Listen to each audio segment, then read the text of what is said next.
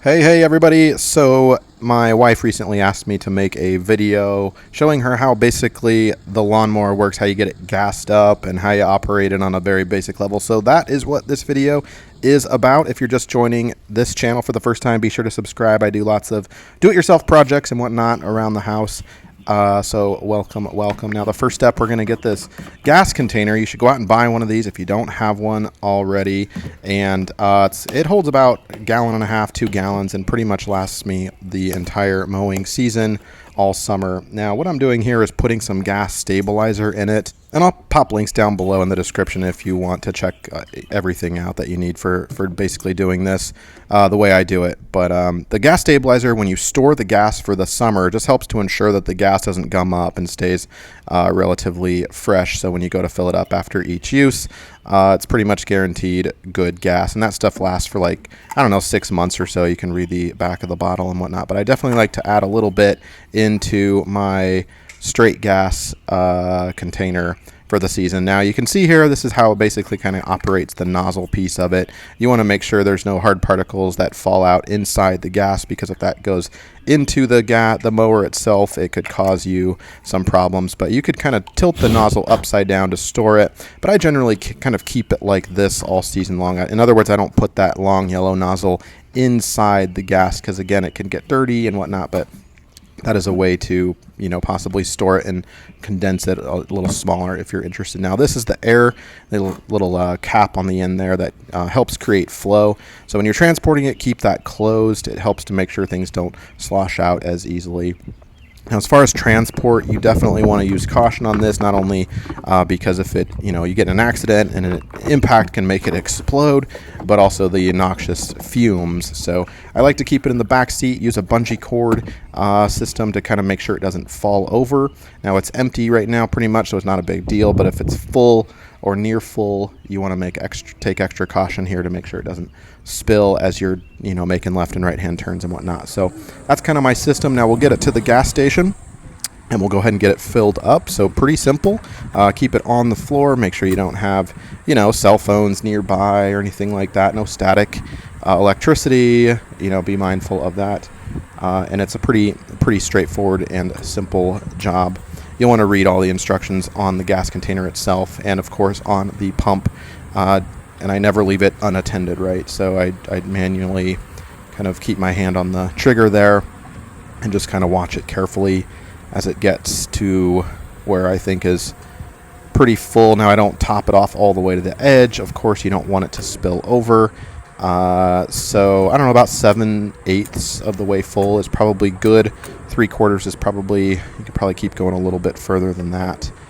And then you can kind of call it good. Now check to make sure what kind of gas goes in this. Don't put ethanol in a mower that doesn't allow ethanol gas, for example. So you might pay a little bit more, but it's only, a gallon and a half, 2 gallons or so. So the difference is negligible in my opinion. In other words, don't be a cheapskate here. Put that little cap on it and definitely crank the windows on your way home if you can. And we'll undo the bungee system. You can see there's no gas spillage whatsoever in the vehicle, so mission accomplished.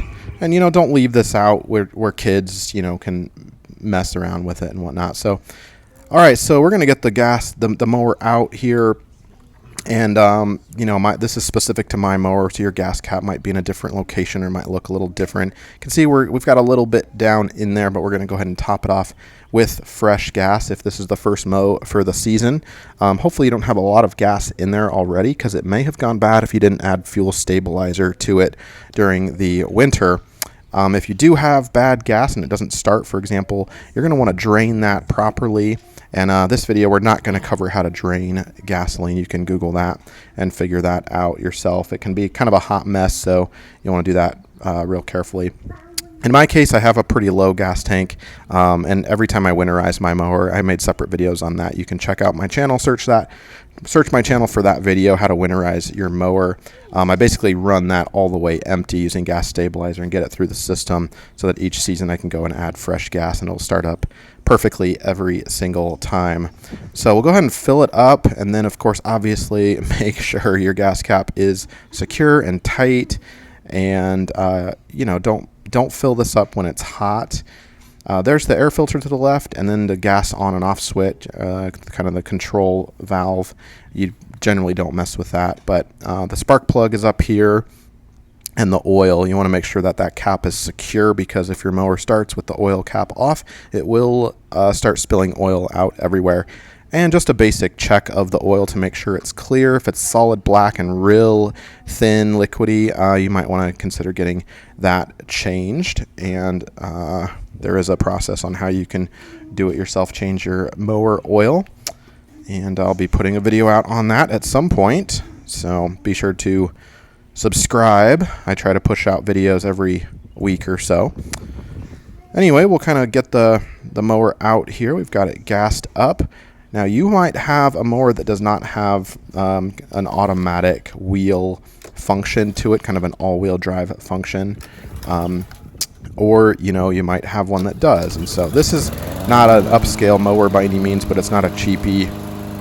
It does have an all-wheel drive function to it. But to start it, you need to compress that orange and black handle and keep that down, or the mower will die. And this little trigger right here is the all-wheel drive function when I need it. And I'll show you more about that in a minute.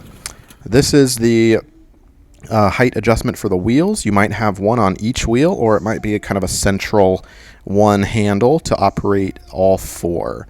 And in this particular mower, you can see we've got one handle to operate all four. Now that little trap door right there, I'll show you that in a second, but it allows a mulch accessory.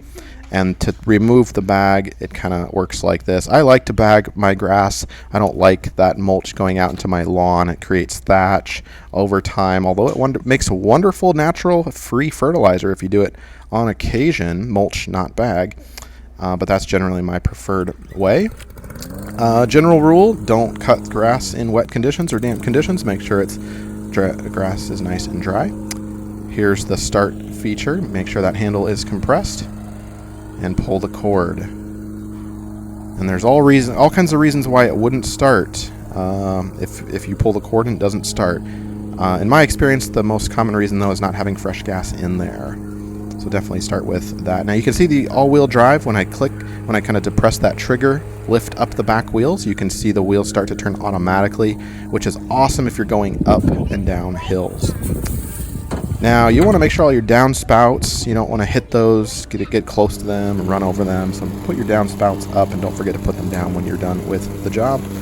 And from here, it's a matter of cutting, bagging, or not. You might use the mulch accessory feature if your mower has that.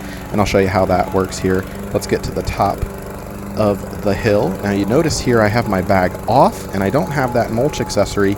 So the mower's going to struggle. This is in this long grass condition. So if you're out there huffing and puffing and you're like, something's not right, the mower's going to stall, it feels like or sounds like it's losing power, you might want to think about putting the bag on there or adding this little mulch accessory piece, because basically the problem is the grass doesn't have anywhere to go underneath there, and it's basically affecting the rotation of the blade, and it's killing and affecting the engine, right, making it kind of want to stall. And it will stall, it'll stop if it gets jammed up. So put the mulch accessory piece on there and heighten the wheels up would be a little tip. Don't cut too short generally. That's my rule anyway. Kind of keep it on maybe 6, maybe 7, depending on the temperature outside. If it's hot, definitely I go longer to create more shade within the grass, and that keeps my lawn a little better here. I haven't mowed in a while, got lots of creeping Charlie, so don't think that I am a guy who knows how to maintain a perfect lawn here by any means. Man versus creeping Charlie is the never-ending battle, I think, especially if you're conscious about using chemicals or not wanting to use too many chemicals that can be harmful or toxic to the environment. So this is another view of that mulch accessory. Check it out. It just chews everything up, spits it out in a really, really nice way. So I recommend that if you're not interested in bagging, if bagging's too heavy for you, or if you've got too much mulch, coming, or grass clippings into the bag, and it's going to overflow your container. You might want to consider using the mulch feature. It's kind of nice. Now be really careful when you go to fill this up. If you run out of gas, you want to make sure it cools down. If you put gas in here and the engine is piping hot, definitely a fire or explosion risk, so be really, really careful here.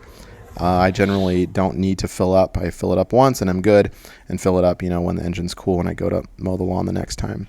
Don't forget to close your downspouts, and that is pretty much how you mow a lawn, get it started, gas it up, all the basics. Thanks so much for being with me.